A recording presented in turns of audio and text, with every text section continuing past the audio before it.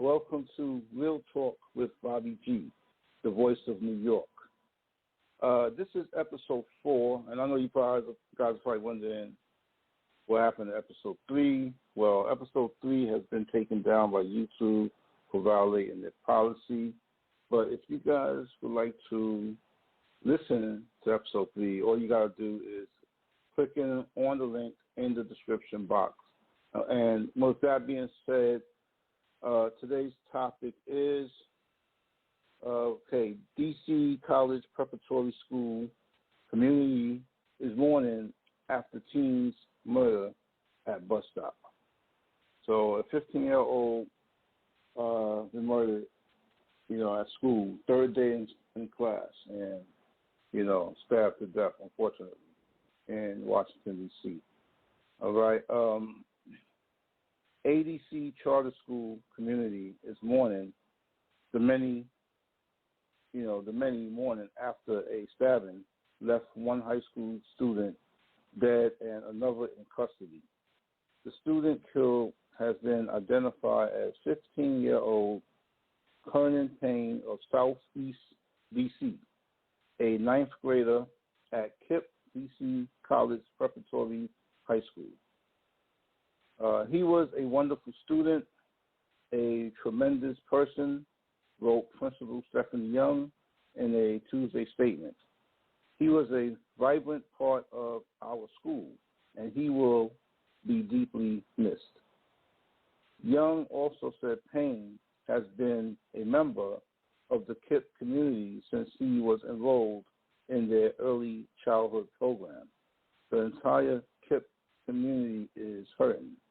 The suspect, identified as a 16-year-old student from Southwest D.C., was arrested and charged as a juvenile with second-degree murder while armed. He appeared in family court on Thursday.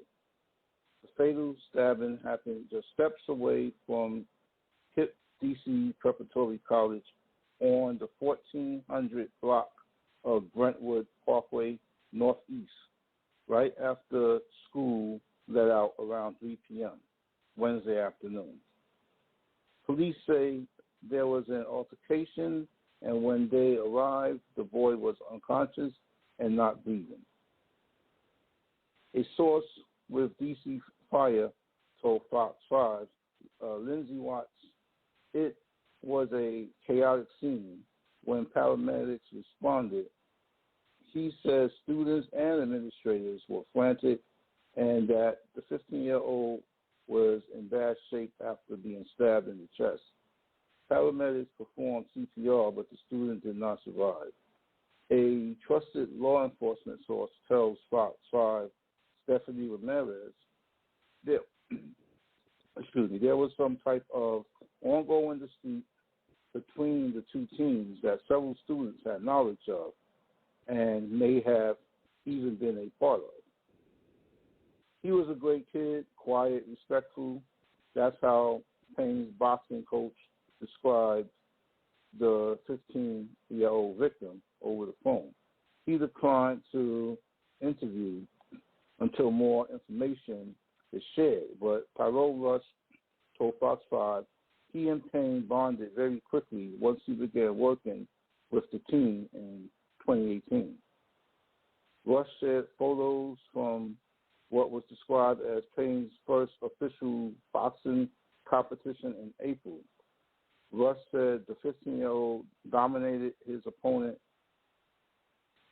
He's concerned for the young athletes at their Hillcrest Heights gym who also knew Payne.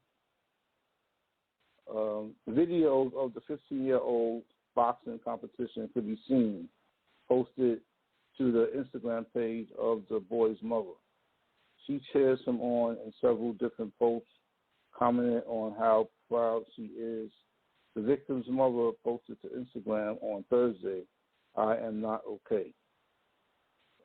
Fox 5 spoke to a DC mom, Sade Wright, who helps ensure families and friends of victims get mental health counseling after crimes involving children through the Rights the Wright Family Foundation. Wright says she also is a net connection to the school. So, so with that being said, it was crazy. It's unfortunate.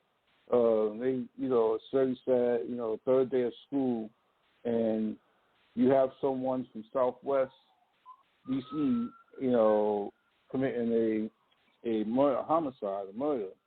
And, Southwest D.C., I remember, because I had a friend from Southwest D.C., and Southwest D.C., back in the day, I don't know about now, but it was pretty bad. A lot of drugs going on over there, and they was just bad over there. They was really grimy over there. Besides the, the music, I do like the music, I did like the go-go music and, the go-go scene and all that. I've never been there, but I used to listen to the go-go music scene, listen to their Essence and those guys like that. So, but that's cool. But, it is also that type of neighborhood where things used to, take off. Things used to happen out there. It was kind of rough in Southwest D.C. And it's so crazy because that's where the capital is, the White House. And, right around, D.C. area, you got all these high crime areas,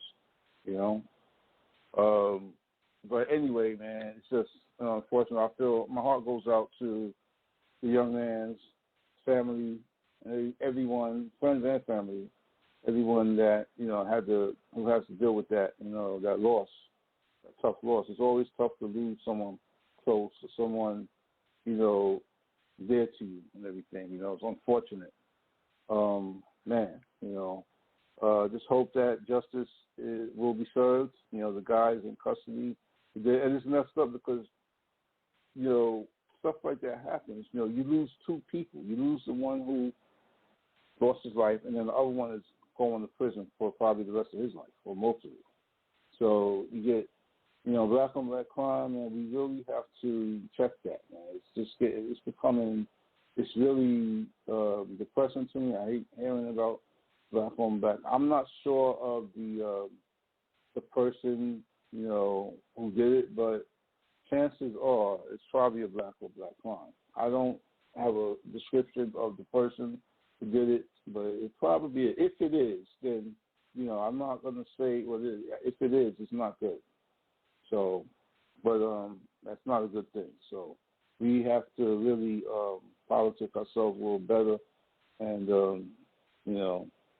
and just we got to look out for each other. We all going through the same issues. So, we have to really, do better, man. We have to talk to the youth. We have to, our parents got to continue to talk to their children and try to keep them focused on staying out of things like that, in situations like that, what not to do, with dealing with conflict, You got to always look for that common ground, You got to find common ground, to solve it, with peace, solve it with peace so that people can live, We have, these guys are young, 15 and 16-year-old. Like, now one is dead and one going to prison. So that's not good at all. Two lives gone. So, I hate seeing that, and I hate to see the youth going. And it's so crazy because the youth, seem like they're going like that at an alarming rate. They're going at an alarming rate. And that's just not cool. And it doesn't matter what neighborhood, what city, what state, we all got to make sure we try to do our best to talk to the youth to try to keep all this stuff from happening, So, but, man, that's crazy, man. That's a tough one. But with that being said, look out for, new content on YouTube every Sunday. I'll be on It's Real Talk Radio with Tay Real every Tuesday. Tay Real's been doing it for years, probably part of the Tay Real It's Real Talk Radio. It's Real Talk Radio with Tay Real every Tuesday night at 10 p.m. Eastern Time. And to listen online, go to itsrealtalkradio.com to listen, and just click on the link in the description. To listen by phone, call 563-999-3434 at 10 p.m. Eastern Standard Time. Dial 1 if you wish to speak. This week's topic, this Tuesday's topic, will be interview with Israelites from Israel United in Christ. These brothers are very deep, very educated. It's going to be a good one. And you can also reach me at BobbyGRealTalk@gmail.com if you have any comments. I'll be releasing new content on YouTube every Sunday. And once again, this is Real Talk with Bobby G, the voice of New York. Signing off. Peace.